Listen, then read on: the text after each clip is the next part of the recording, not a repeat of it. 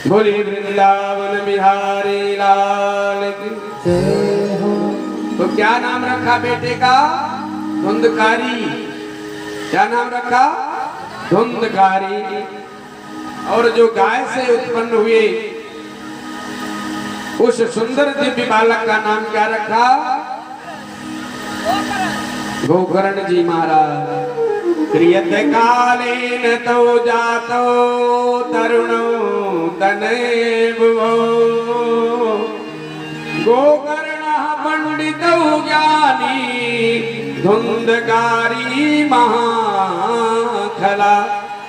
और समय बीतने पर गोकर्ण परम ज्ञानी हुई और धुंधकारी महादुष्ट हुआ। एक विख्यात हुआ और एक कुख्यात हुआ। जैसे डकैरू चोर, उनके आगे क्या लगता है? कुख्यात सरगना डाकू फलनवा। उनके आगे विख्यात नहीं लगता, कुख्यात लगता है। और जो परम ज्ञानी है गोकर्ण जी महाराज, उनके आगे क्या लगता है? विख्यात। प्रियत कालेन तो जातो तरुणो तनैवो गोकर्ण पंडितो ज्ञानी धुंधकारी महाखला।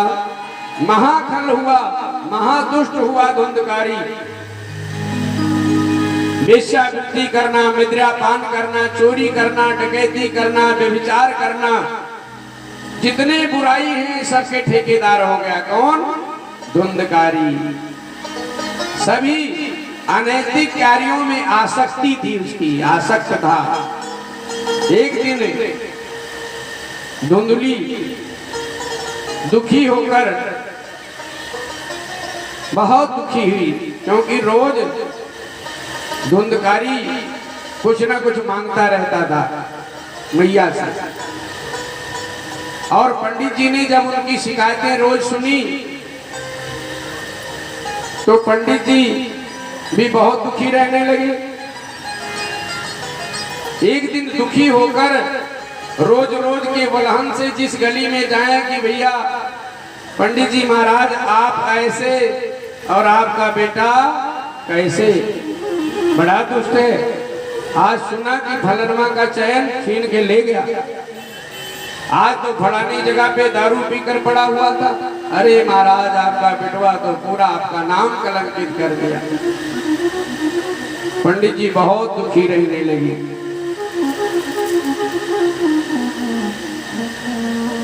बहुत दुखी रहने लगे और एक दिन घर बार को छोड़कर मन में सोचा कि मैं आत्महत्या ही कर लूं।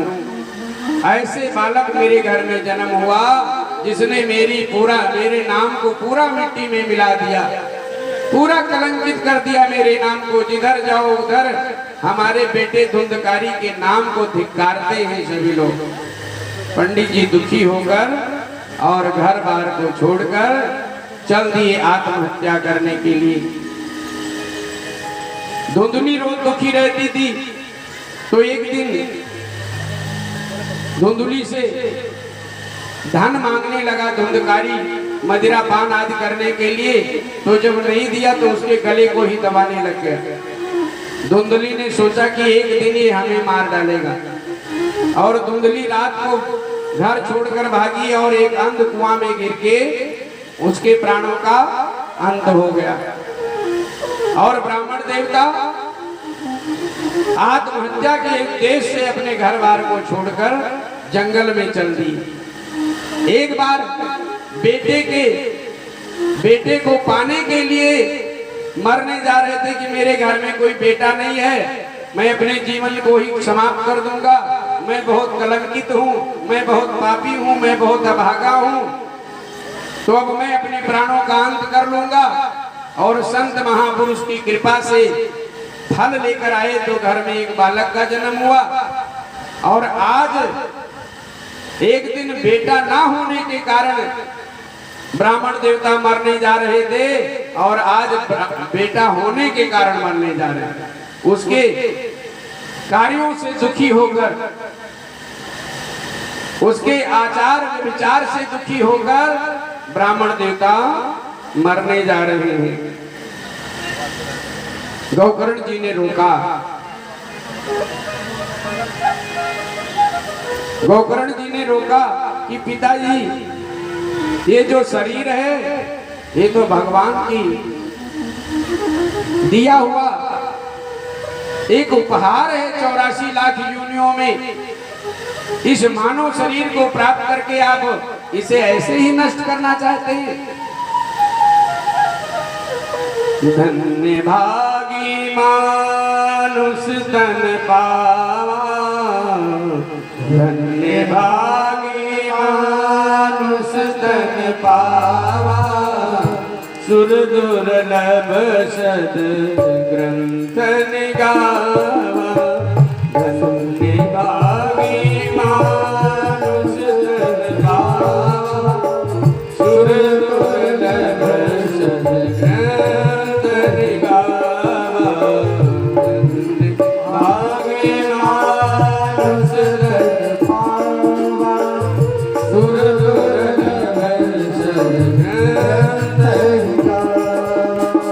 साधन धाम मोक्ष कर द्वारा, साधन धाम मोक्ष कर द्वारा, पाई न देहि पर लोक समारा। धन्य भागी मानुष तन पावा, सुर दुर्लभ सद ग्रंथ निगावा। धन्य भागी मानुष तन पावा, सुर दुर्लभ सद ग्रंथ निगावा। बड़े भाग से मानव तन प्राप्त हुआ है और इस मानव शरीर को प्राप्त करके आप आत्महत्या करने जा रहे हैं। बहुत महापाप है आत्महत्या करना। जीवन में चाहे कितना भी बड़ा संकट आ जाए, आत्महत्या करने को कभी सोचना भी नहीं चाहिए। घर छोड़ दो, परिवार छोड़ दो, पति छोड़ दो, पत्नी छोड़ दो, लेकिन आत्महत्या करना तो महापाप है। इसलिए किसी भी परिस्थिति में हमें आत्महत्या नहीं करना चाहिए। जो आत्महत्या करता है, कहते हैं शास्त्रों में कि उसके संस्कार में जो कांधा देता है उसको गधे की जोनी प्राप्त हो। इसलिए वही संस्कार में जाए जो उसके लगा सगा हो। बाकियों को तिरस्कृत करना चाहिए। लोगों को बार बार इस चीज को बताना चाहिए। कभी बैठे भी तो इस बात की चर्चा किया करें कि किसी ने आत्महत्या किया है और आपने चुना है, तो इस बात को जरूर कहा करें कि आत्महत्या महापाप, आत्महत्या कभी नहीं करना चाहिए और ना ही जीवन में कभी आत्महत्या करेंगे। ऐसा संकल्पित रहो हमेशा। परिस्थिति कैसे भी आए, घर छोड़ दो, देश छोड़ दो, परिवार छोड़ दो, लेकिन मरने को कभी मत सोचो। मारने का अधिकार उस परम पिता परमेश्वर को है जिसने हमें जीवन दिया है। जब वो मारेगा तो कोई बचा नहीं पाएगा। हमें स्वयं मरने के बारे में कभी नहीं सोचना चाहिए। महापाप बताया गया है पुराणों में आत्महत्या को।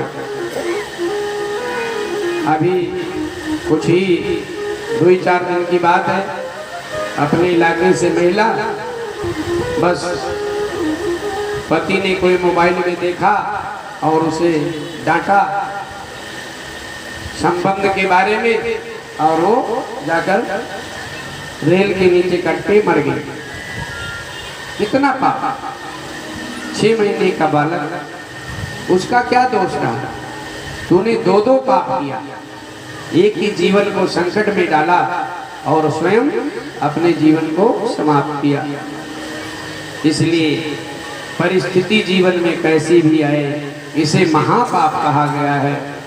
और विकल्प हैं वो चुन लो, और रास्ते हैं वो चुन लो, लेकिन स्वयं कभी मरने के बारे में सोचना भी नहीं है, महापाप है। गोकर्ण जी ने समझाया कि ये तो जीवन प्रभु की देन है। इसमें जो आत्मा है ये परमात्मा की कृपा से अंश रूप में आया है और कुछ दिन इस घर में रह के चला जाएगा। ये शरीर भी हमारा नहीं है। जैसे हम यात्रा में जाते हैं तो धर्मशाला में जाके रुकते हैं, लेकिन 1 दिन 2 दिन 4 दिन 7 दिन के बाद जितना हमारा समय है वहाँ घूमने का रहने का, उसके बाद धर्मशाला हमें खाली करना पड़ता है। और जो नहीं खाली करोगे, जो ट्रस्टी है वहाँ के, वो आ जाएंगे, भैया 7 दिन हो गया, कहाँ से आए, कोई आतंकवादी तो नहीं हो, खाली करो, और लोग आ रहे हैं उनको देना है रूम। ये आपका नहीं है, हमारा नहीं है, तो भगवान का है। ट्रेन में जाते हैं तो यात्रा पूर्ण होते ही ट्रेन को खाली करना पड़ता है।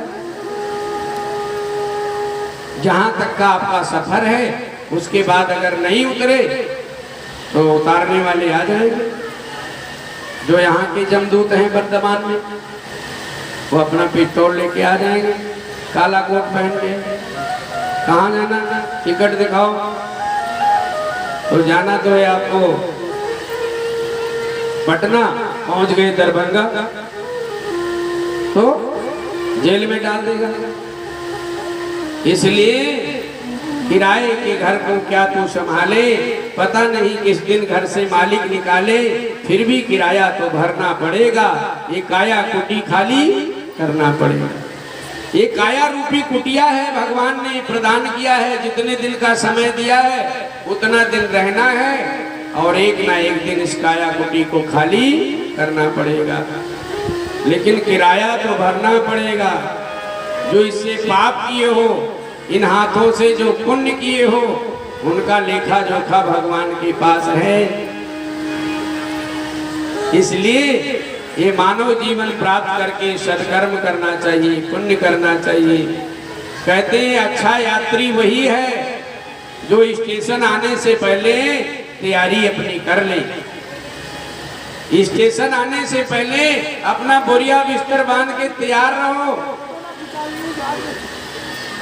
अगर चेष्टा करते हो कि नहीं और आगे जाएंगे तो आपको दंड भोगना पड़ेगा।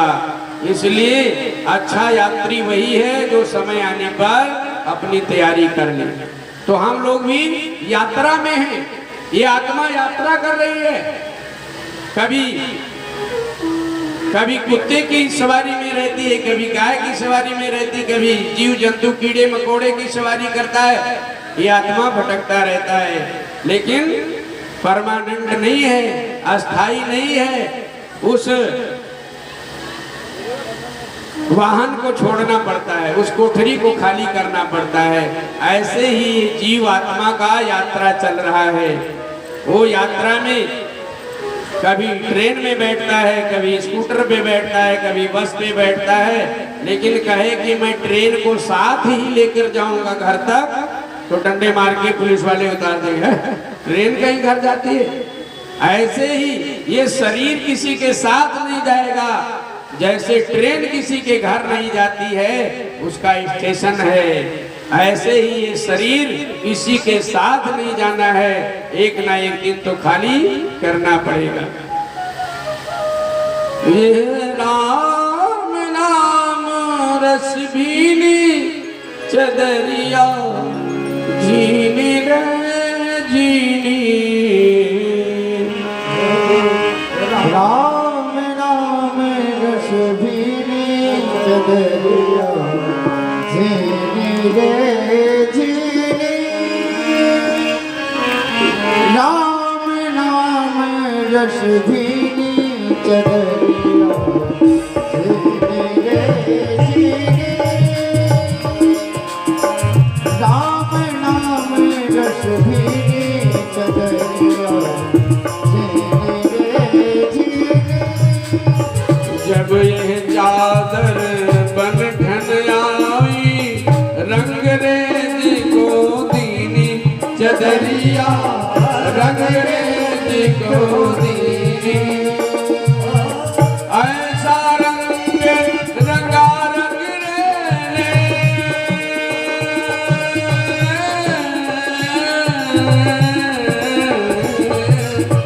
ऐसा रंग रंगा रंग रहने लाल लाल यह लाल लाल कर दीनी चदरिया झीली रे झीली यह राम नाम रस बीनी सदरिया झीली रे झीली राम नाम हरि नाम रस बीनी चदरिया झीली रे झीली झीली रे झीली झीली रे झीली राम नाम रस धीनी सदरिया झीली रे झीली राम नाम रस बीनी चदरिया झीली रे झीली। बोलिए वृंदावन बिहारी लाल की, जय बोलो वृंदावन बिहारी लाल की, जय भक्त वत्सल भगवान की। जय तो बहुत बहुत आशीर्वाद हमारे लुधियाना दर्पण यूट्यूब चैनल जो चलाते हैं, जो आपके समक्ष खड़े हैं, जोरदार तालियों से स्वागत। आप लोग इस कार्यक्रम को यूट्यूब चैनल पर लुधियाना दर्पण के नाम से सर्च करेंगे तो आप यहाँ के कार्यक्रम को कभी भी देख सकते हैं। बहुत बहुत आभार सत्कार।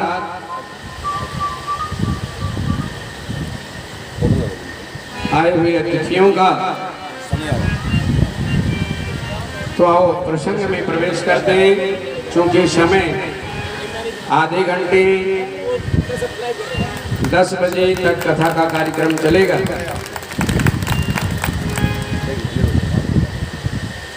गोकर्ण जी ने अनेक दृष्टांत देकर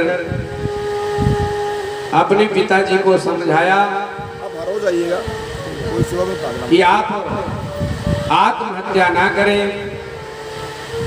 और आत्मदेव शर्मा नाम के जो ब्राह्मण थे उनके हृदय में अपने पुत्र के कही हुई बात बैठ गई। कई बार बेटे भी अगर आपको कोई अच्छा परामर्श दे तो हमें उसे भी स्वीकार करना चाहिए।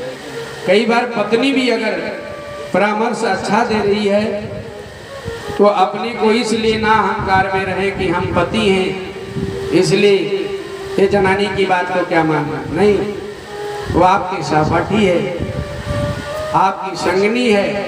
अगर कोई बात कह रही है हृदय से तो हमें उस पर भी विचार करना चाहिए।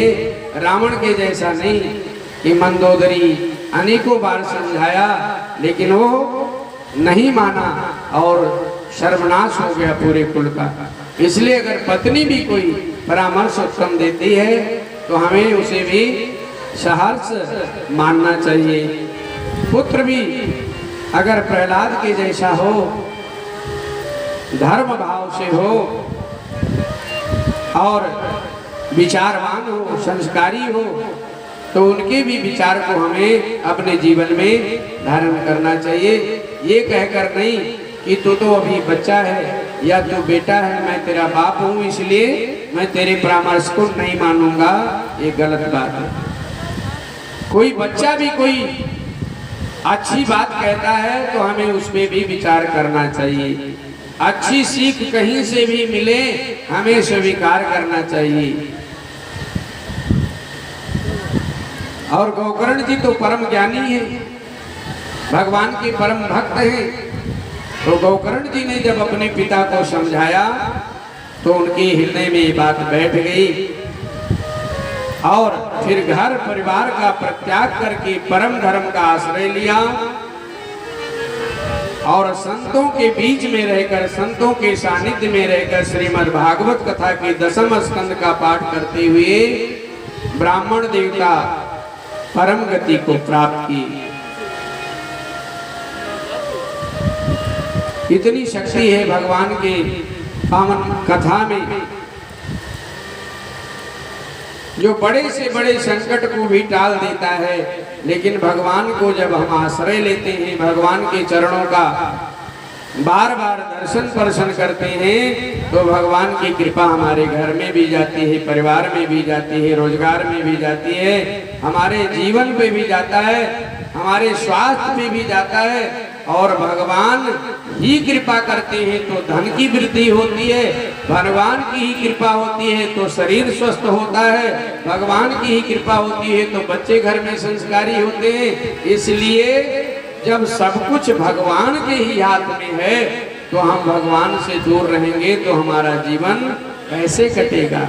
इसलिए हमें भगवान का आश्रय जीवन में बार बार लेना चाहिए, भगवान की भक्ति बार बार करनी चाहिए, नाम सुमिरन करना चाहिए। अब पिताजी चले गए, माता धुंधली कुएं में गिरकर प्राणों का अंत कर लिया। अब घर में रह गया धुंधकारी। तो अब घर में कोई जब रोकने टोकने वाला नहीं रह गया तो और अनाचार बढ़ गया धुंधकारी का। जो वेश्यावृत्ति करने के लिए शहर में जाता था, अब शहर से वेश्याओं को लेकर घर में लाकर बिठा लिया। जो मदिरा पान करने के लिए कहीं मदिरालय में जाता था, वो मदिरा पान अब घर में ही करने लग गया। धुंधकारी बहुत महापापी था। नशावृत्ति, चोरी डकैती, अनाचार व्यभिचार उसके जीवन में और बढ़ गया। और जो नशा है यह नाश ही करता है। नशा को केवल वो मात्रा जो सा पे लगा है उसको ना पे लगा दो तो नाश बन जाता है। यानी नशा करना हमारे शरीर के लिए भी खतरनाक है। नशा करना हमारे धन के लिए भी नाशक है। नशा करना हमारे समाज के लिए भी घातक है। लेकिन दुर्भाग्य है कि हम लोग ऐसे राज्य में हैं जहां 1 नंबर पर है नशा के क्षेत्र में। पंजाब में सबसे ज्यादा नशा हो रहा है। इस नशा नाम के दानों ने कितने ही घर को खाया है। इस नशा नाम के दानों ने कितने ही घर को खाया है। जहां गूंज रही थी किलकारी उस घर में मातम छाया है। अपने बीबी बच्चों पर भी ये तनिक तरस ना खाते हैं। सुंदर शरीर भगवान दिया क्यों कब्रिस्तान बनाते हैं। सुंदर शरीर भगवान दिया क्यों कब्रिस्तान बनाते हैं। ईश्वर ने हम सबके खातिर खाने की वस्तु अपार दिए। मीठे फल, मेवा, दूध, दही, घी, काजू, सेब, बादाम दिए। खाने के लिए भगवान ने कितनी अपार संपदाएं दी हैं कि एक सेब लाकर मीठा सा अगर फ्रिज में रख दो तो जैसे फ्रिज खोलो जैसे महकने लगता है। खाने के लिए भगवान ने मीठे फल, मेवा, दूध, दही, घी, काजू, सेब, बादाम दिए। ईश्वर ने हम सबके खातिर खाने की वस्तु अपार दिए। सुंदर सुगंध को छोड़ के ये जो सुंदर सुंदर फल हैं आम के, सुंदर सुंदर फल हैं सेब के, सुंदर सुंदर फल हैं लीचियों के, केले के, सुंदर सुगंध देने वाले फल हैं, अपने जीवन को शक्ति प्रदान करने वाले फल हैं। उन फलों को नहीं खाते। सुंदर सुगंध को छोड़ के क्यों दुर्गंध में मुंह लटकाते हैं। सुंदर शरीर भगवान दिया क्यों कब्रिस्तान बनाना। जो महकने वाली है, जो सुंदर लग रहा है, जो खाने से शरीर को शक्ति मिलती है, जिसको लेकर आओगे घर में तो माँ भी खुश होगी, पत्नी भी खुश होगी, बेटा भी खुश होगा, वो चीज लेकर घर में नहीं आते हैं। और जो दुर्गंध वाली चीज होती है उसे घर में लाके, और दुर्गंध भी आता है तो भी नाक बंद करके भी गटक जाता है। अच्छा, भगवान ने बड़ी व्यवस्था की हम लोगों के लिए कि जो नाक लगाया, आंख लगाया तो फिर उसके नीचे मुंह लगाया। नाक से हम लोग क्या करते हैं, सांस लेना है पीठ में लगा देते तो भी सांस आता, लेकिन भगवान ने पीठ में नहीं लगाया, ठीक मुंह के ऊपर लगाया। क्यों? कि कोई चीज मुंह में ले रहे हो तो पहले बताए कि ये बासी है, कि ताजा है, कि खाने वाली है, कि नहीं खाने वाली है, कि सुगंध वाली है, कि दुर्गंध वाली है। इतना सारा इंतजाम भगवान ने हम सबको करके तब संसार में भेजा है। पहले देखो, फिर नाक से परखो, फिर मुंह में जाने दो। इसके बावजूद लोग इतने ढीठ हैं कि आंख को भी बंद कर दिया, नाक को भी बंद कर दिया, और बोलो शंकर भगवान। अब भगवान क्या करें? इतनी व्यवस्था शरीर को बना के भगवान ने भेजा है कि इसी पे सारा संसार में बड़े बड़े उपकरण बन रहे हैं। जितनी मशीनरी बन रही है ये हमारे शरीर के ऊपर ही निर्माण हो रहा है। जैसे शरीर काम करता है वैसे मशीनरी को काम करती है। जहाँ तक वैज्ञानिक पहुँच पाए हैं, जहाँ तक उनका बुद्धि विवेक काम किया है, वहाँ तक अभी काम कर रहा है। लेकिन अभी वहाँ तक नहीं पहुँच सकते कभी जहाँ तक भगवान ने हम लोगों को बनाया कि अगर मच्छर काटा और हम सो रहे हैं, आंख बंद है, तो हाथ सीधा उस मच्छर के ऊपर धड़ाना और एक कई बार में उसका कचूमर निकालना। ऐसी व्यवस्था भगवान ने करके दिया है कि हम सो रहे हैं लेकिन हमारा हाथ सीधा उसके ऊपर गया जो हमारे ऊपर अटैक किया है सोते हुए, और एक ही थप्पड़ में उसका कचूमर निकाल दिया। ऐसी मशीनरी कहाँ है जो उंगली दिखाते ही बंद हो जाए? जैसे उंगली ले गए, आंख बंद। उसके सुरक्षा के लिए पहले से ही भगवान ने बना दिया है। आंख चलती रहे, रुके ना, इसलिए हमेशा इसमें लिक्विड जैसे पानी द्रो रहता है। नहीं तो ये जाम हो जाए, ऊपर ही टंगा रह जाए, नीचे आए तो यही बंद रहे। इतनी व्यवस्था और इतना सिस्टम से किया है प्रभु ने कि ये 100-100 साल चलता रहता है, 100-100 साल तक चलता रहता है। बस ये है कि हम लोग मनमानी करके कुछ अपने खान पान रहन सहन को बिगाड़ कर अपने शरीर के आयु को घटा रहे हैं। नहीं तो भगवान बहुत व्यवस्था की। जब हम अन्न नहीं खाने लायक थे तो भगवान ने हमें दूध जब तक देना था तब तक दांत नहीं दिया। जब तक दूध पिए माँ का तब तक दांत की आवश्यकता नहीं थी तो भगवान ने दांत नहीं दिया। और जब हमारा पेट अन्न को ग्रहण करने लायक हो गया, पचाने की शक्ति आ गई बालक के, तो भगवान ने दांत दे दिया। और जब देखा कि अभी थोड़ा और बड़ा हुआ, किशोरावस्था आने से पहले ही फिर वो जो दूध वाले दांत हैं उनको वापस कर लिया। बोला नहीं, अब तुम हार्ड चीज खाओगे, सख्त चीज खाओगे तो ये दांत तुम्हारे टूट जाएंगे। इसलिए भगवान ने क्या किया कि अब ये वाले दांत वापस करो, अब तुमको हम नया बड़ा वाला दांत देते हैं। और फिर दूध वाले दांत ले लिया, फिर अन्न वाले दांत दे दिया, सख्त वाले। कैसे सिस्टम चल रहा है? कोई ये कराता है? कोई किसी डॉक्टर के पास जाता है? और एक बार जो भगवान का दिया हुआ दांत या आंख या कान बिगड़ जाए तो डॉक्टर चाहे जितने बड़े विद्वान हों तो ऐसा नहीं कर पाते। बोलो शंकर भगवान। कितनी व्यवस्था भगवान ने हमें करके भेजा है।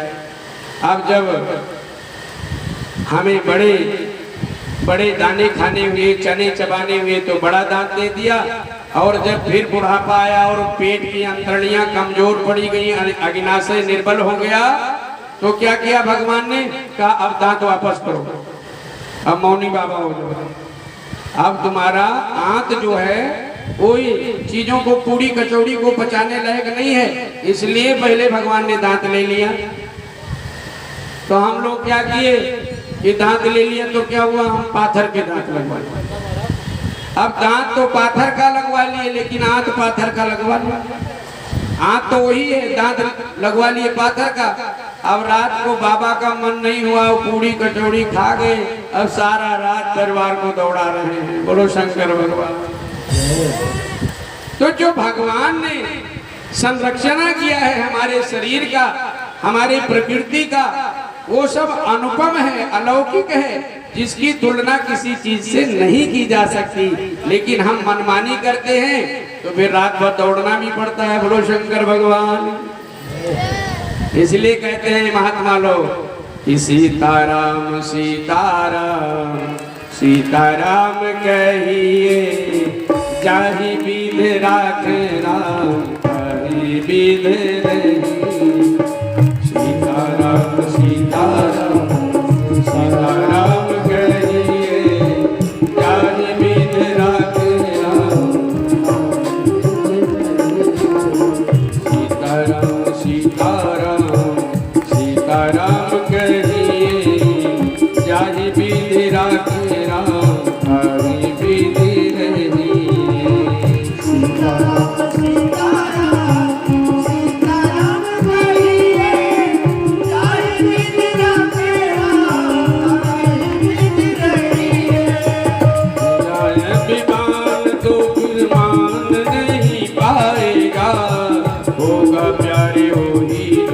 श्री श्याम जी को भाएगा, अभिमान तो फिर मान नहीं पाएगा।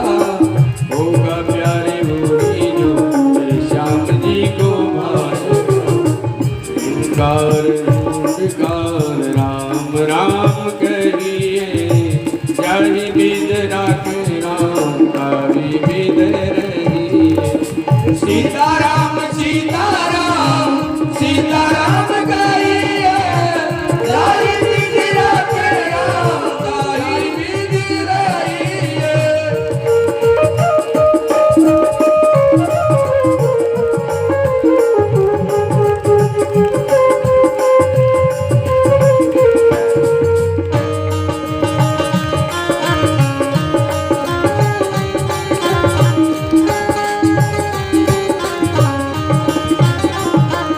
वृंदावन बिहारी लाल की जय। तो अपने पास समय है केवल 15 मिनट तक कथा होगा। 7 से 10 का कार्यक्रम है। तो प्रसंग में चलते हैं कि नशा करने लगा, मदिरा पान करने लगा धुंधकारी, चोरी डकैती करने लगा, व्यभिचार करने लगा, अनाचार करने लगा। तो इस नशा नाम के दानों ने कितने ही घर को खाया है। हर नगर नगर, हर शहर शहर, हर नुक्कड़ हर चौराहे पर, हर नगर नगर, हर शहर शहर, हर नुक्कड़ हर चौराहे पर, हर जगह नशेड़ी घूम रहे अब सुनसान हर राहों पर। कुछ लूटपाट अपहरण डकैती में शामिल हो जाते हैं, कुछ लूटपाट अपहरण डकैती में शामिल हो जाते हैं। सुंदर शरीर भगवान दिया क्यों कब्रिस्तान बनाते हैं। सुंदर शरीर भगवान दिया क्यों कब्रिस्तान बनाते हैं। इसलिए नशा से हमेशा सदैव मानव जीवन को दूर रहना चाहिए। नशा नाश करता है, विनाश करता है और उसी पथ पर धुंधकारी अग्रसर है। एक बार घर में कई गणिकाओं को लेकर धुंधकारी आ गया और उस दिन राजा के खजाने को ही चोरी करके ले आया। गणिकाओं ने देखा, वेश्याओं ने देखा कि हाय इतना धन कहां से लाया। धुंधकारी ने कहा आज राजा के खजाने को ही साफ कर दिया।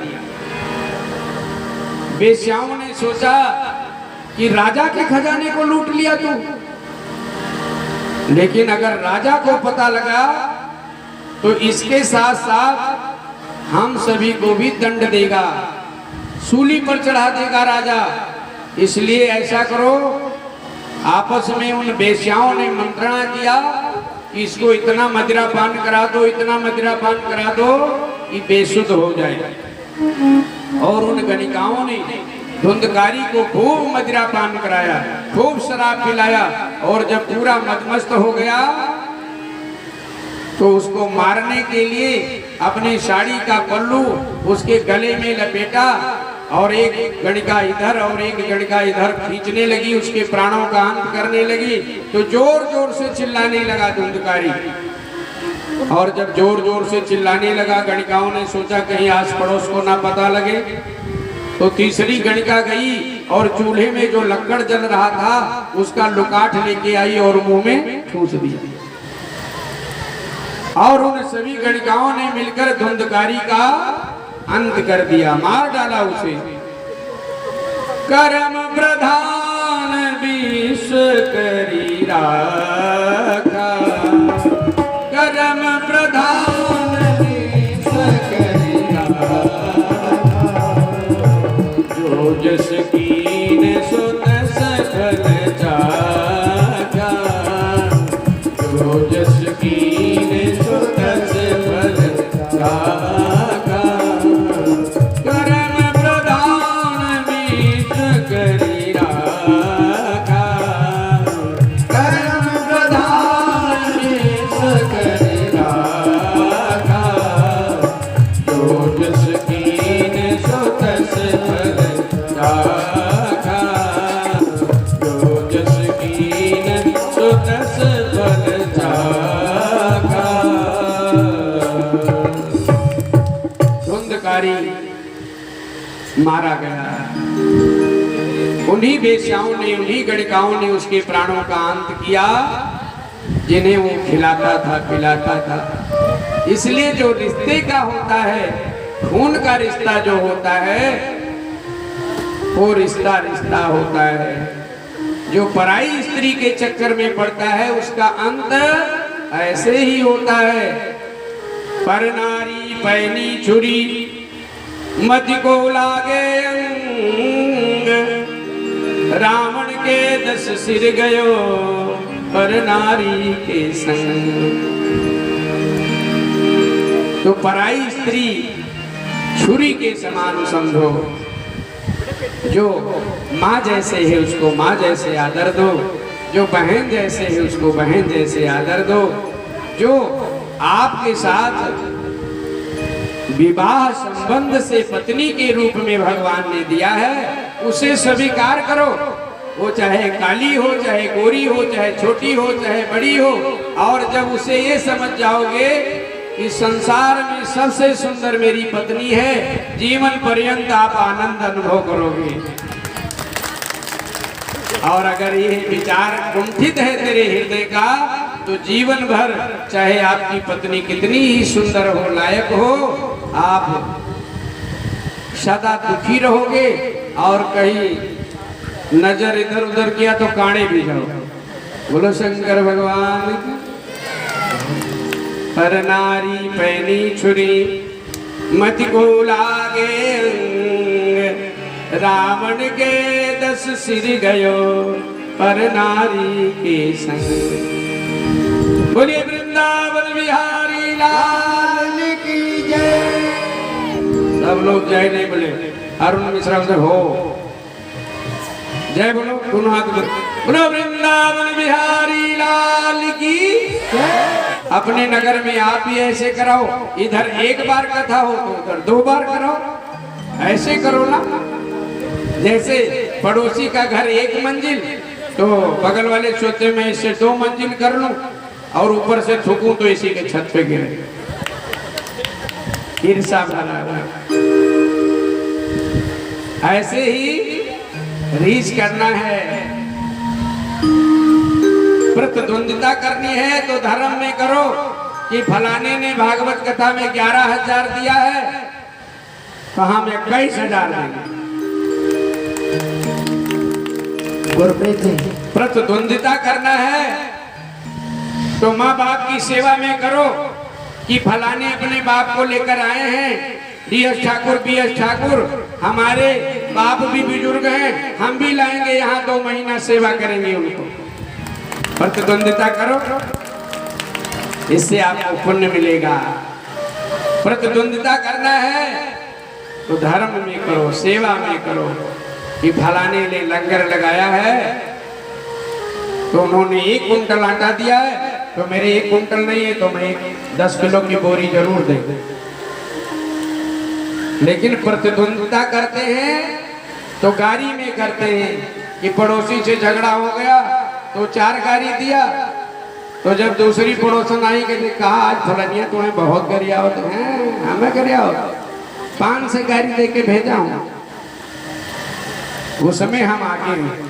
बोलो शंकर भगवान की इतना जय जय और जोर से बोले, और जो माइक पे बोल रहे हैं वो लोग नहीं, अब की बार आप ही लोग बोलेंगे जय भगवान। बोलिए भागवत महापुराण की। दोनों वो गाय के कान थे उसके, इसलिए उसका नाम गौकर्ण पड़ा। बोलिए गौकर्ण महाराज की जय हो। क्रियत कालेन तौ जातो तरुणो तने गोकर्णः पंडितौ ज्ञानी धुंधकारी महाखला। समय आने पर पंडित जी ने अपने बेटे का नामकरण करने के लिए पत्रा वत्रा निकाला, तो पंडितानी जी आ गई। बोली सवेरे सवेरे कोई ना जजमान, ये काहे को पोथी पत्रा खोल के बैठे थे। पंडित जी ने कहा आज अपने बेटे का नामकरण करना है। पहले 16 संस्कार होते थे, तो उसमें नामकरण संस्कार, यज्ञोपवीत संस्कार, मुंडन संस्कार,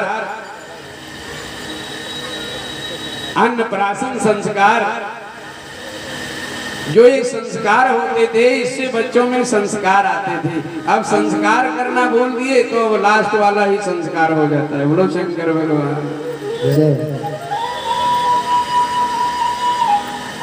पंडित जी ने कहा बेटे का आज नामकरण करना है। धुंधकारी ने कहा लो 9 महीने पेट में मैंने रखा और नाम आप रखोगे। पंडित जी ने सोचा नामकरण के समय भी कहीं धुंधली मूले से लड़ाई न कर ले, इसलिए कहा भाग्यवान तू ही बता दे क्या नाम रखना है, लड़ाई न कर, झगड़ना, तू ही बता, वही नाम रख देते। धुंधली ने कहा इसमें बताने वाली कौन सी बात है, मेरा नाम धुंधली तो मेरे बेटे का नाम धुंधकारी, जैसे धुंधली वैसे धुंधकारी। ये धुंधकारी के लिए आसन दिया गया है। 7 बांस का गांठ, 7 गांठ का जो बांस गड़ा है, इसमें धुंधकारी को आसन दिया गया है। आप सबके पितरों के लिए आसन दिया गया है, क्योंकि श्रीमद् भागवत कथा में वो शक्ति है जो जीते जी को तो छोड़िए, जो मर गए हैं उनका भी उद्धार कर देती है। इसलिए प्रथम दिवस में सुरेश अग्रवाल जी, सनी झा जी, नीरज झा जी, अनिल पाल जी जो भी रहे हैं, उन सबसे अक्षत पुष्प लेकर उनके पितरों का आवाहन हमारे आचार्य प्रदीप शर्मा जी, शिव शंकर शुक्ला जी ने बड़े भाव के साथ कराया है।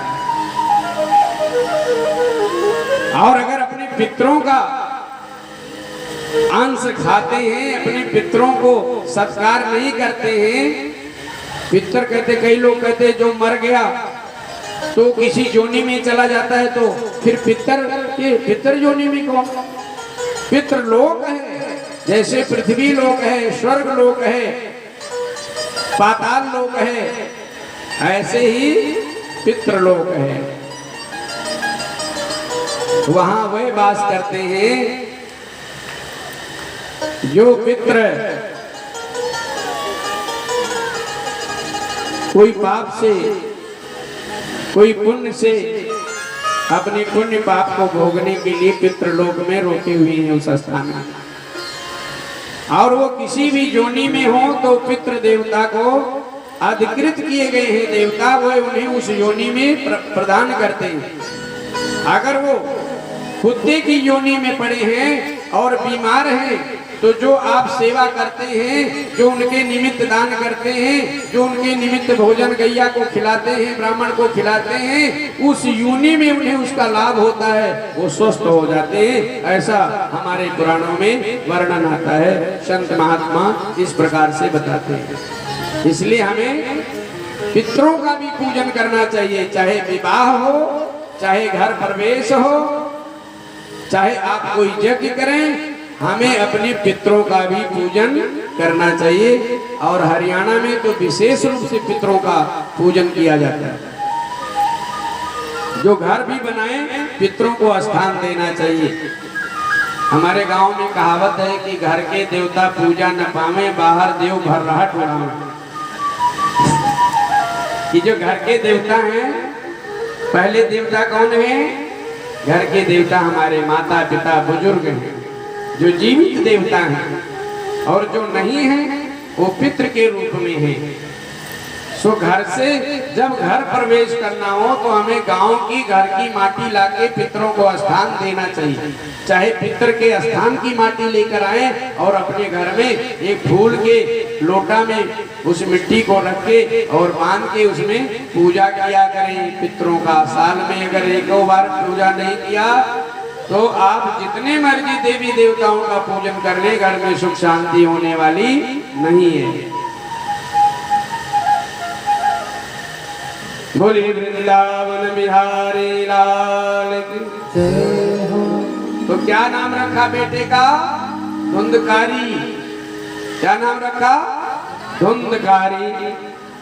और जो गाय से उत्पन्न हुए उस सुंदर दिव्य बालक का नाम क्या रखा? गोकर्ण जी महाराज। क्रियत कालेन तो जातो तरुणो तनैवो, गोकर्ण पंडितो ज्ञानी धुंधकारी महाखला। और समय बीतने पर गोकर्ण परम ज्ञानी हुए और धुंधकारी महादुष्ट हुआ। एक विख्यात हुआ और एक कुख्यात हुआ। जैसे डकैरू, चोर, उनके आगे क्या लगता है? कुख्यात सरगना डाकू फलनवा। उनके आगे विख्यात नहीं लगता, कुख्यात लगता है। और जो परम ज्ञानी है गोकर्ण जी महाराज, उनके आगे क्या लगता है? विख्यात। प्रियत कालेन तो जातो तरुणो तनैवो, गोकर्ण पंडितो ज्ञानी धुंधकारी महाखला। महाखल हुआ, महादुष्ट हुआ धुंधकारी। वेश्यावृत्ति करना, मदिरापान करना, चोरी करना, डकैती करना, व्यभिचार करना, जितने बुराई हैं सबके ठेकेदार हो गया। कौन? धुंधकारी। सभी अनैतिक कार्यों में आसक्ति थी उसकी, आसक्त था। एक दिन धुंधली दुखी होकर, बहुत दुखी हुई, क्योंकि रोज धुंधकारी कुछ ना कुछ मांगता रहता था मैया से। और पंडित जी ने जब उनकी शिकायतें रोज सुनी तो पंडित जी भी बहुत दुखी रहने लगे। एक दिन दुखी होकर रोज रोज के वलहन से जिस गली में जाए कि भैया पंडित जी महाराज आप ऐसे और आपका बेटा कैसे, बड़ा दुष्ट है। आज सुना कि फलनवा का चयन छीन के ले गया। आज तो फलानी जगह पे दारू पीकर पड़ा हुआ था। अरे महाराज आपका बेटवा तो पूरा आपका नाम कलंकित कर दिया। पंडित जी बहुत दुखी रहने लगे।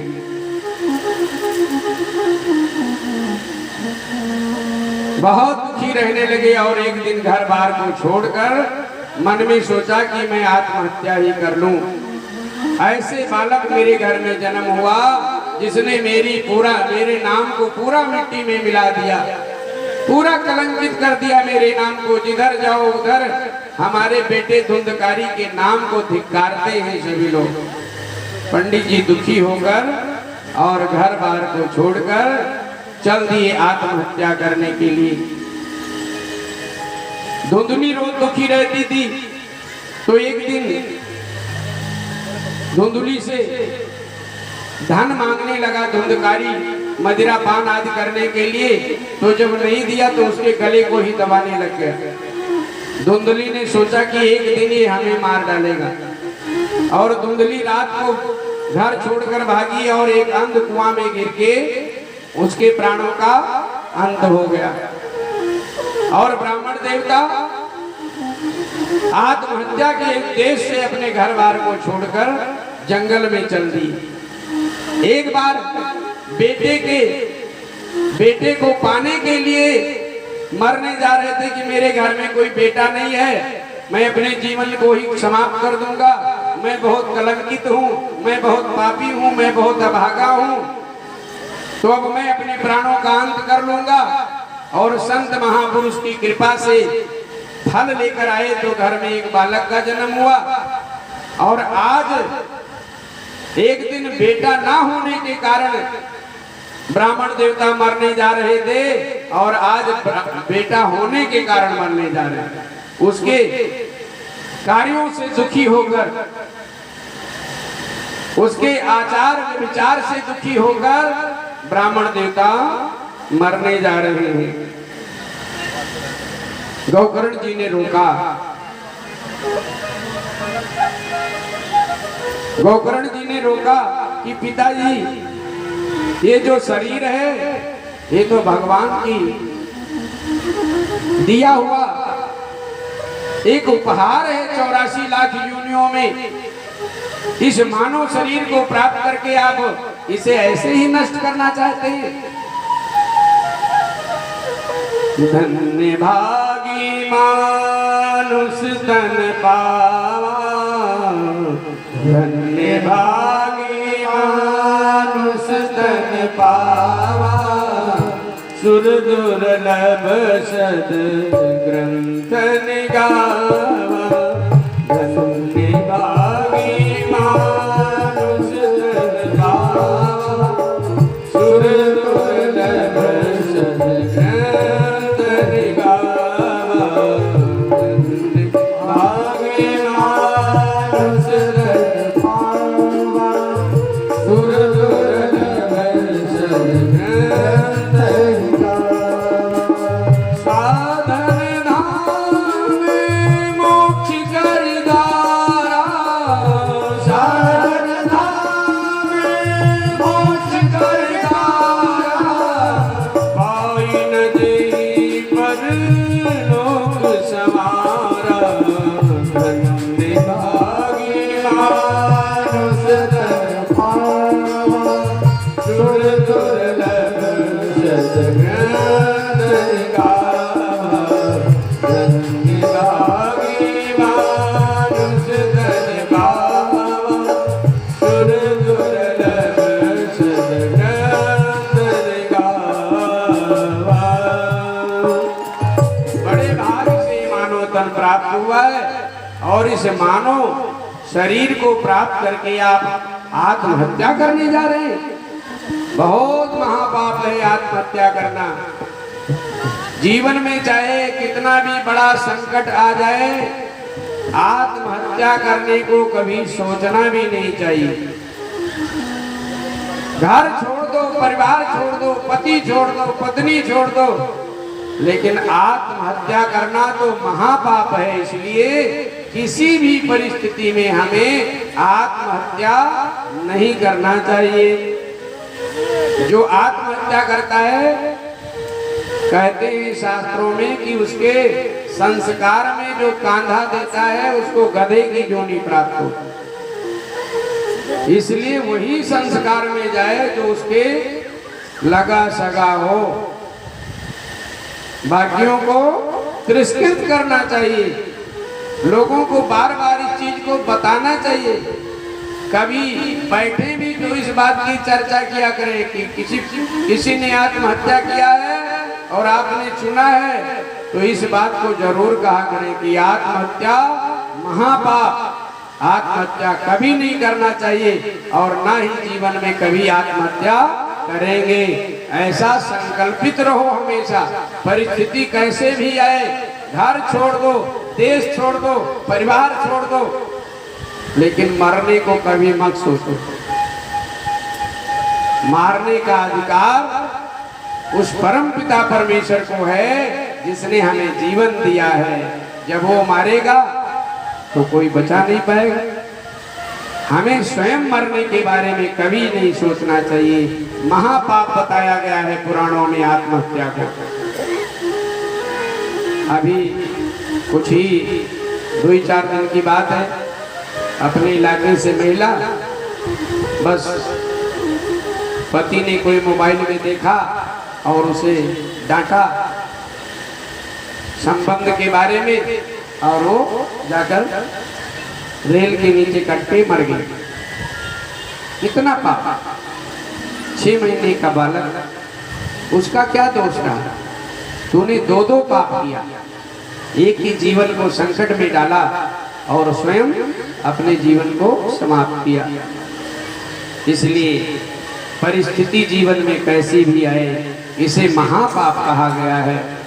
और विकल्प हैं, वो चुन लो, और रास्ते हैं, वो चुन लो, लेकिन स्वयं कभी मरने के बारे में सोचना भी नहीं है, महापाप है। गोकर्ण जी ने समझाया कि ये तो जीवन प्रभु की देन है, इसमें जो आत्मा है ये परमात्मा की कृपा से अंश रूप में आया है और कुछ दिन इस घर में रह के चला जाएगा।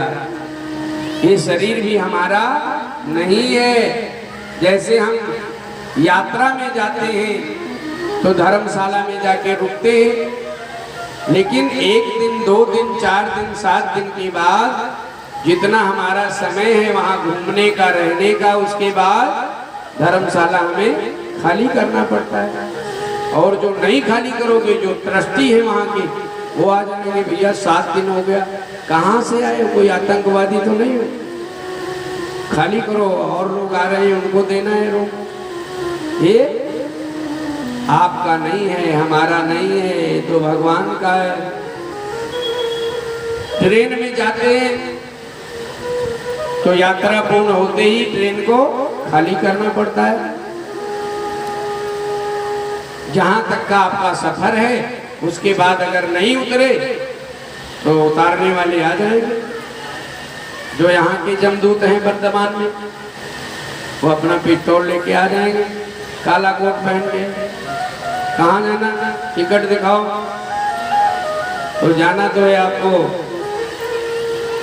पटना, पहुंच गए दरभंगा तो जेल में डाल देगा। इसलिए किराए के घर को क्या तू संभाले, पता नहीं किस दिन घर से मालिक निकाले, फिर भी किराया तो भरना पड़ेगा। ये काया कुटी खाली करना पड़ेगा। ये काया रूपी कुटिया है, भगवान ने प्रदान किया है। जितने दिन का समय दिया है उतना दिन रहना है और एक ना एक दिन इस काया कुटी को खाली करना पड़ेगा। लेकिन किराया तो भरना पड़ेगा।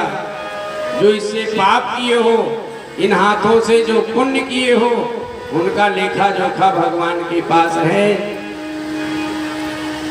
इसलिए ये मानव जीवन प्राप्त करके सत्कर्म करना चाहिए, पुण्य करना चाहिए। कहते हैं अच्छा यात्री वही है जो स्टेशन आने से पहले तैयारी अपनी कर ले। स्टेशन आने से पहले अपना बोरिया बिस्तर बांध के तैयार रहो। अगर चेष्टा करते हो कि नहीं और आगे जाएंगे तो आपको दंड भोगना पड़ेगा। इसलिए अच्छा यात्री वही है जो समय आने पर अपनी तैयारी कर ले। तो हम लोग भी यात्रा में हैं। ये आत्मा यात्रा कर रही है। कभी कुत्ते की सवारी में रहती है, कभी गाय की सवारी में रहती, कभी जीव जंतु कीड़े मकोड़े की सवारी करता है। ये आत्मा भटकता रहता है, लेकिन परमानेंट नहीं है, अस्थाई नहीं है। उस वाहन को छोड़ना पड़ता है, उस कोठरी को खाली करना पड़ता है। ऐसे ही जीव आत्मा का यात्रा चल रहा है। वो यात्रा में कभी ट्रेन में बैठता है, कभी स्कूटर पे बैठता है, कभी बस पे बैठता है, लेकिन कहे कि मैं ट्रेन को साथ ही लेकर जाऊंगा घर तक, तो डंडे मार के पुलिस वाले उतार देंगे, ट्रेन कहीं घर जाती है। ऐसे ही ये शरीर किसी के साथ नहीं जाएगा, जैसे ट्रेन किसी के घर नहीं जाती है, उसका स्टेशन है। ऐसे ही ये शरीर किसी के साथ नहीं जाना है, एक ना एक दिन तो खाली करना पड़ेगा। ये राम नाम रस भीनी चदरिया जीनी रे जीनी, राम नाम रस भीनी चदरिया जीनी रे जीनी, राम नाम रस भीनी चदरिया जीनी रे जीनी, राम नाम रस भीनी चदरिया जीनी रे जीनी, राम नाम रस भीनी चदरिया जीनी रे जीनी, राम नाम रस भीनी चदरिया जीनी रे जीनी,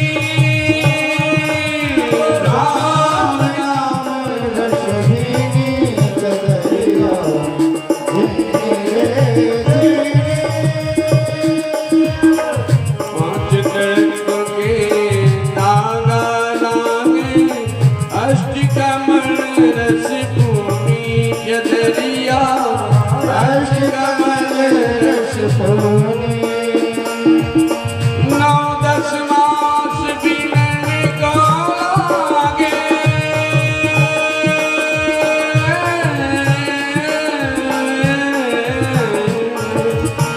नौ दस मास बिनन को लागे, तब यह चादर दीनी चदरिया जीनी रे जीनी, राम नाम रस भीनी चदरिया जीनी रे जीनी,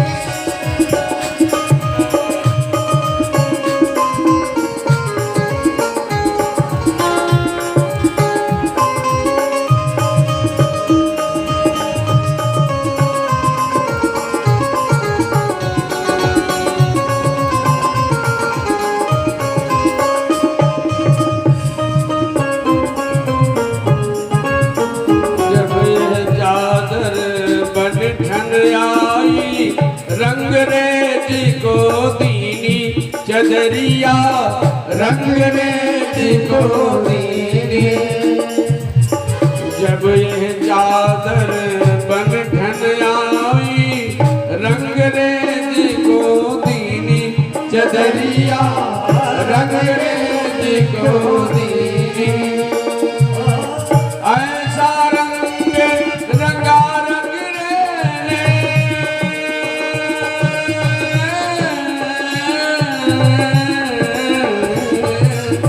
ऐसा रंग रंगा रंग रे, लाल लाल यह लाल लाल कर दीनी चदरिया जीनी रे जीनी, यह राम नाम रस भीनी चदरिया जीनी रे जीनी, राम नाम हरि नाम नाम रस भीनी चदरिया जीनी रे जीनी जीनी रे जीनी जीनी रे जीनी, राम राम नाम रस भीनी चदरिया जीनी रे जीनी, राम नाम रस भीनी चदरिया जीनी रे जीनी। बोलिए वृंदावन बिहारी लाल की। जय। तो इतने देर बाद तब एक बार जयकारे लगवाया हूँ, फिर भी आप लोग कंजूसी दिखाए हैं। जोरदार जयकारा प्रेम के साथ पूरे इलाके में भगवान के नाम के जयकारे की गूंज हो और पता लगे इलाके में कि मक्कड़ कॉलोनी में विकास पब्लिक स्कूल के सामने प्रांगण में श्रीमद् भागवत कथा का पावन ज्ञान यज्ञ चल रहा है, भगवान का गुणगान हो रहा है और आप लोग भी भगवान के चरणों में। बोलो वृंदावन बिहारी लाल की, भक्त वत्सल भगवान की। और हमारे बीच पार्वती प्रधान जी 500 रुपये योगदान, जोरदार तालियों से अभिवादन। प्रसाद की सेवा रवि पांडे जी और राज पांडे जी सम्राट कॉलोनी से, जो हमारे बहुत ही प्रिय जजमान हैं, और भीम सिंह जी और लव जी की ओर से सेवा आई है। भगवान खजाना भरपूर रखे, राधा रानी की कृपा हो आप सबके घर में। आज के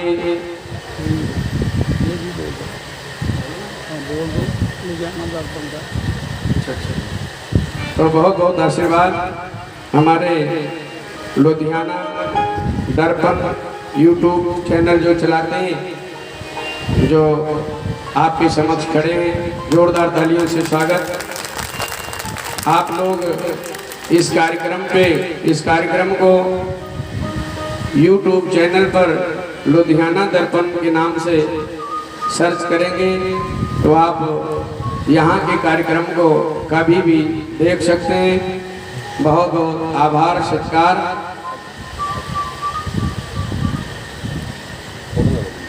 आए हुए अतिथियों का। तो आओ प्रसंग में प्रवेश करते हैं, क्योंकि समय आधे घंटे 10 बजे तक कथा का कार्यक्रम चलेगा।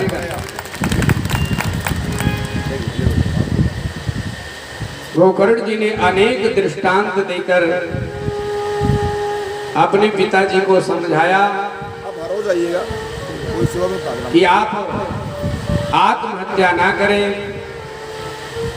और आत्मदेव शर्मा नाम के जो ब्राह्मण थे उनके हृदय में अपने पुत्र के कही हुई बात बैठ गई।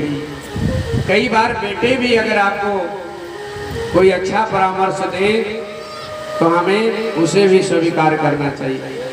कई बार पत्नी भी अगर परामर्श अच्छा दे रही है तो अपने को इसलिए ना अहंकार में रहे कि हम पति हैं इसलिए ये जनानी की बात को क्या मानना, नहीं, वो आपकी सहपाठी है, आपकी संगनी है। अगर कोई बात कह रही है हृदय से तो हमें उस पर भी विचार करना चाहिए। रावण के जैसा नहीं कि मंदोदरी अनेकों बार समझाया लेकिन वो नहीं माना और सर्वनाश हो गया पूरे कुल का। इसलिए अगर पत्नी भी कोई परामर्श उत्तम देती है तो हमें उसे भी सहर्ष मानना चाहिए। पुत्र भी अगर प्रहलाद के जैसा हो, धर्म भाव से हो और विचारवान हो, संस्कारी हो, तो उनके भी विचार को हमें अपने जीवन में धारण करना चाहिए। ये कहकर नहीं कि तू तो अभी बच्चा है या तू बेटा है, मैं तेरा बाप हूँ इसलिए मैं तेरे परामर्श को नहीं मानूंगा, ये गलत बात है। कोई बच्चा भी कोई अच्छी बात कहता है तो हमें उस पर भी विचार करना चाहिए। अच्छी सीख कहीं से भी मिले हमें स्वीकार करना चाहिए। और गोकर्ण जी तो परम ज्ञानी है, भगवान के परम भक्त हैं। तो गोकर्ण जी ने जब अपने पिता को समझाया तो उनके हृदय में ये बात बैठ गई और फिर घर परिवार का परित्याग करके परम धर्म का आश्रय लिया और संतों के बीच में रहकर, संतों के सानिध्य में रहकर श्रीमद् भागवत कथा के 10वें स्कंद का पाठ करते हुए ब्राह्मण देवता परम गति को प्राप्त की। इतनी शक्ति है भगवान के पावन कथा में। जो बड़े से बड़े संकट को भी टाल देता है।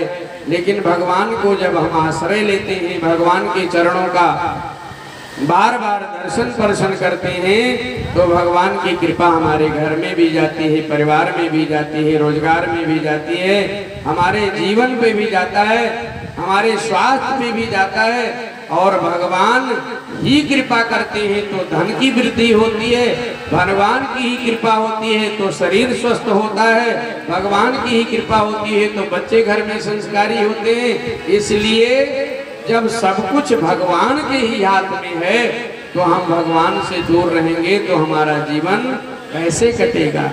इसलिए हमें भगवान का आश्रय जीवन में बार बार लेना चाहिए, भगवान की भक्ति बार बार करनी चाहिए, नाम सुमिरन करना चाहिए। अब पिताजी चले गए, माता धुंधली कुएं में गिरकर प्राणों का अंत कर लिया। अब घर में रह गया धुंधकारी। तो अब घर में कोई जब रोकने टोकने वाला नहीं रह गया तो और अनाचार बढ़ गया धुंधकारी का। जो वेश्यावृत्ति करने के लिए शहर में जाता था, अब शहर से वेश्याओं को लेकर घर में लाकर बिठा लिया। जो मदिरा पान करने के लिए कहीं मदिरालय में जाता था, वो मदिरा पान अब घर में ही करने लग गया। धुंधकारी बहुत महापापी था। नशावृत्ति, चोरी डकैती, अनाचार व्यभिचार उसके जीवन में और बढ़ गया। और जो नशा है यह नाश ही करता है। नशा को केवल वो मात्रा जो सा पे लगा है उसको ना पे लगा दो तो नाश बन जाता है। यानी नशा करना हमारे शरीर के लिए भी खतरनाक है, नशा करना हमारे धन के लिए भी नाशक है, नशा करना हमारे समाज के लिए भी घातक है। लेकिन दुर्भाग्य है कि हम लोग ऐसे राज्य में हैं जहां 1 नंबर पर है नशा के क्षेत्र में। पंजाब में सबसे ज्यादा नशा हो रहा है। इस नशा नाम के दानों ने कितने ही घर को खाया है।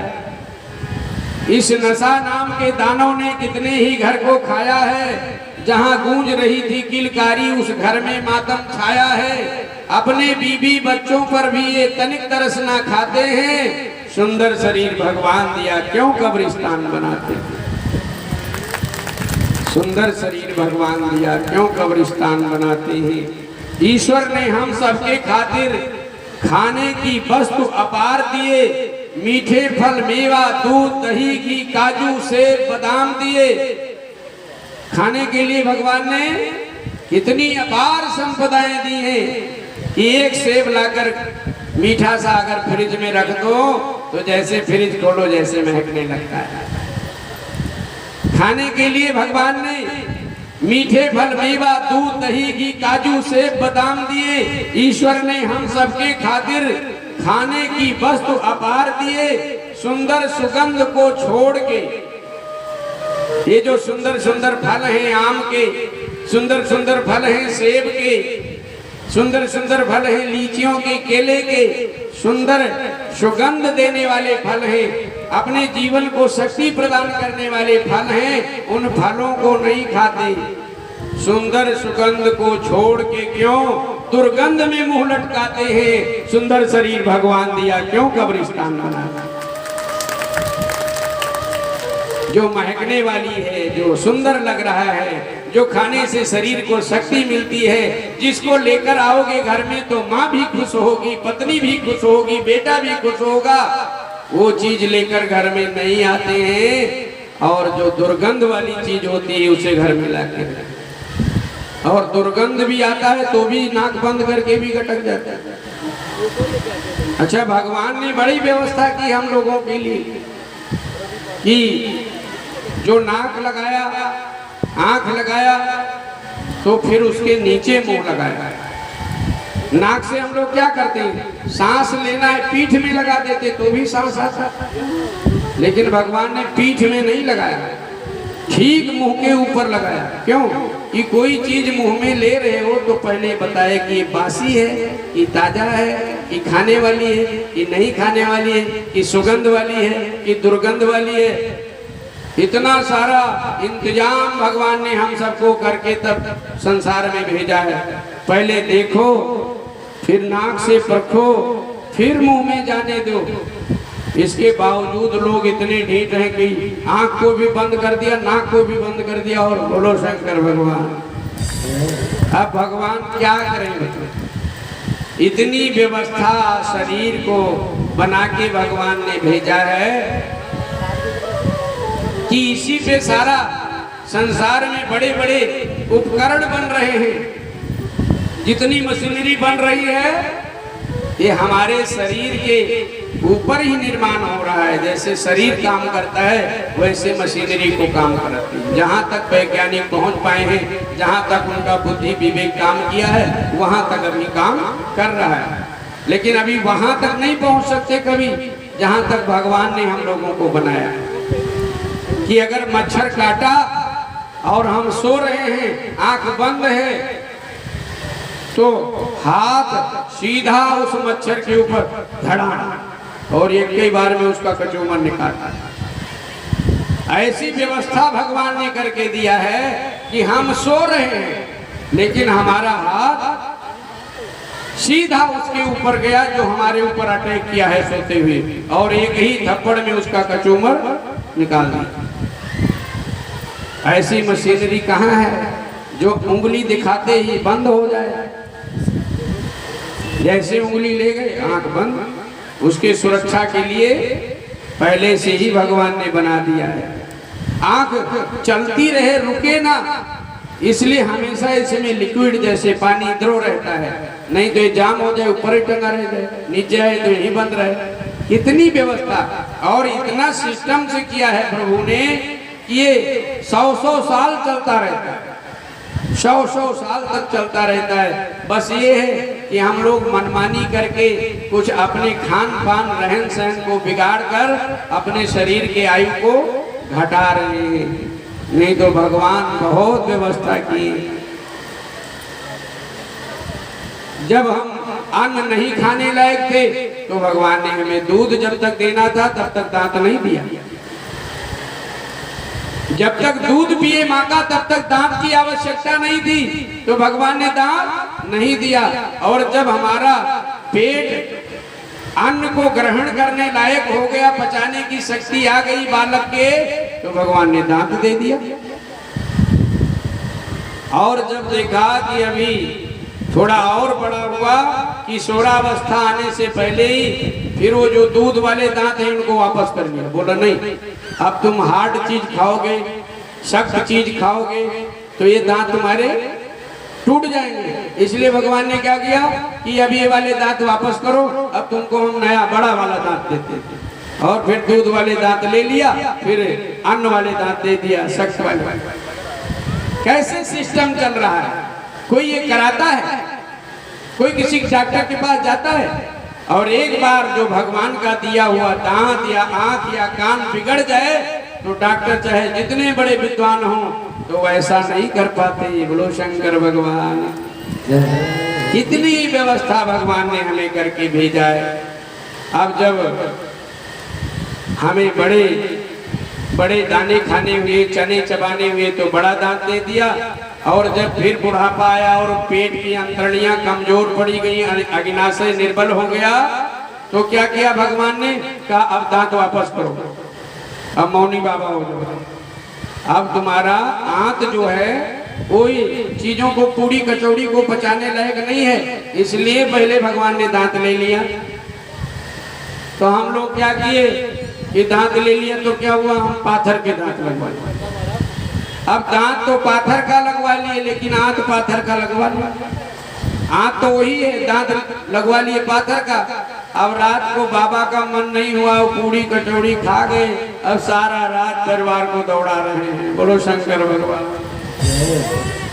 तो जो भगवान ने संरक्षण किया है हमारे शरीर का, हमारे प्रकृति का, वो सब अनुपम है, अलौकिक है, जिसकी तुलना किसी चीज से नहीं की जा सकती। लेकिन हम मनमानी करते हैं तो फिर रात भर दौड़ना भी पड़ता है। बोलो शंकर भगवान। इसलिए कहते हैं महात्मा लोग कि सीताराम सीताराम सीताराम कहिए, जाहि विध राख राम कहि विध रही। सीताराम सीताराम सीताराम कहिए, जाहि विध राख राम। सीताराम सीताराम सीताराम कहिए, जाहि विध राख राम कहि विध रही।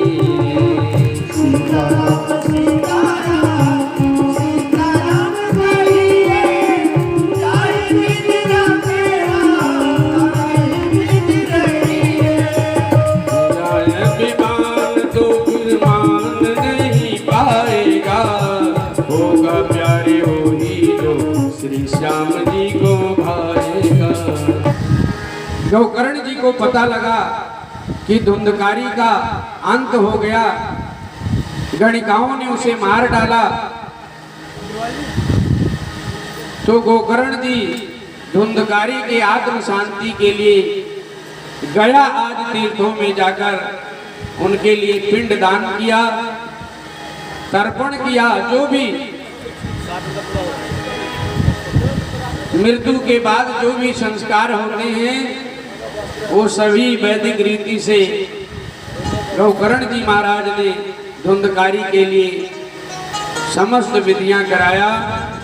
और लौटकर जब घर आए, रात्रि में विश्राम कर रहे थे, तो अचानक आंख खुली गोकर्ण जी की, तो देखा कि एक भेड़ का बच्चा खड़ा है और उस देखते देखते वो भेड़ का बच्चा हाथी का रूप धारण कर लिया।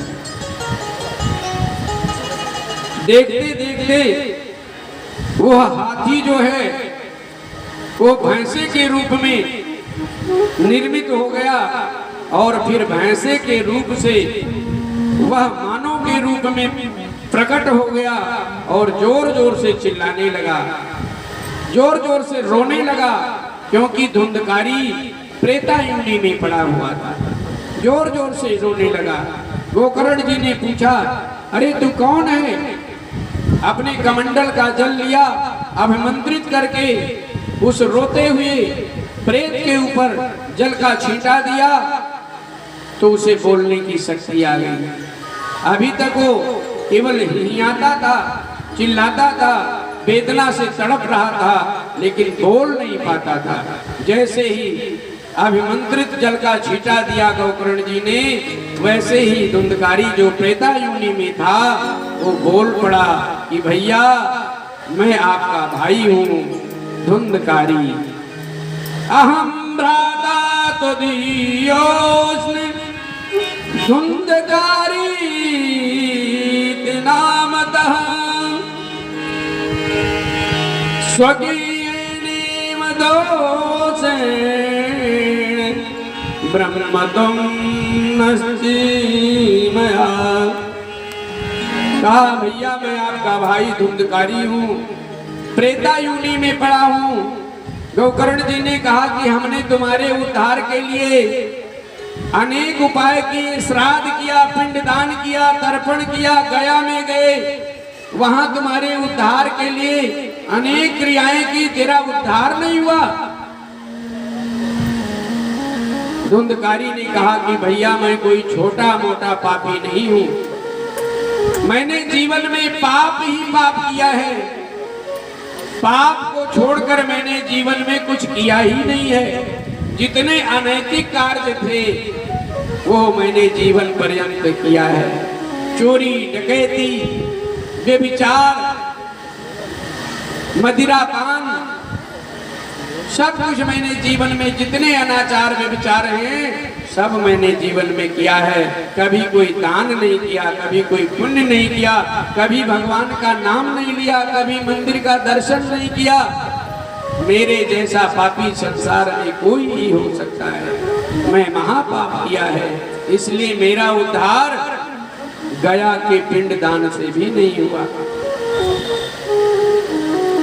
गौकर्ण जी बहुत चिंतित हुई कि क्या करें इसके लिए। रात्रि भर सोए नहीं और प्रातः काल सूर्य नारायण का आराधना किया। आदिदेव नमस्तुभ्यं प्रसीद मम भास्कर, दिवाकर नमस्तुभ्यं प्रभाकर नमोस्तुते। सप्ताश्वर रथमारूढं प्रचंडं कश्यपात्मजं, श्वेतपद्मधरं देवं तं सूर्यं प्रणमाम्यहम्। सूर्यदेव का आराधना किया। सूर्यदेव प्रकट हुए जो प्रत्यक्ष देवता हैं। सूर्य नारायण हमारे प्रत्यक्ष देवता हैं। सूर्य नारायण ने आश्वासन दिया कि गौकर्ण जी, इस धुंधकारी का उद्धार का उपाय है श्रीमद् भागवत कथा का सप्ताह ज्ञान यज्ञ से श्रवण कराओ। एक दिन नहीं, 2 दिन नहीं, सप्ताह विधि से श्रीमद् भागवत संहिता का पाठ से श्रवण कराओगे, तब इस प्रेतायुनी से धुंधकारी का उद्धार होगा। और फिर गौकर्ण जी ने आषाढ़ मास में श्रीमद् भागवत कथा का आयोजन किया। धुंधकारी 7 गांठ वाले बांस में आकर बैठ गया जो इधर गड़ा हुआ है।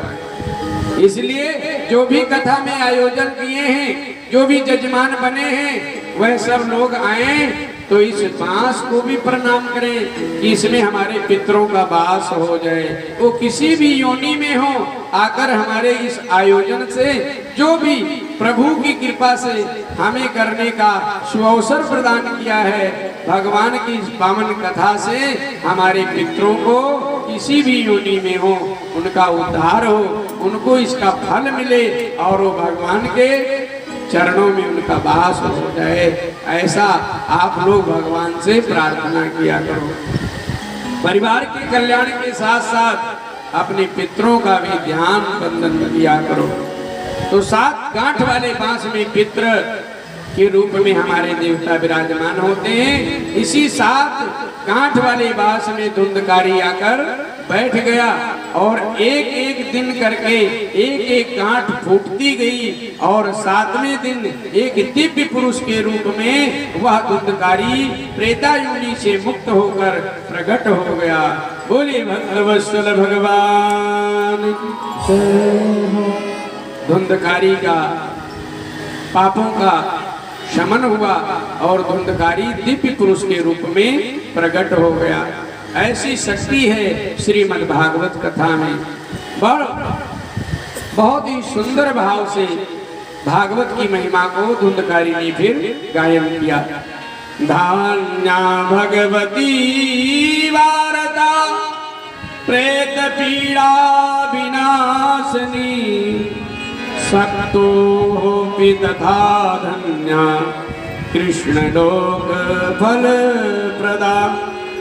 ये श्रीमद् भागवत कथा धन्य है जिसके श्रवण करने से प्रेतायुनी से भी मुक्ति मिल जाती है।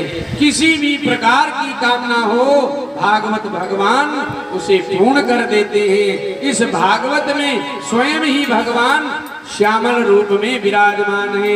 बोलिए भागवत भगवान की जय। तो आओ हम भी भागवत की महिमा को 2 लाइन में गाते हैं।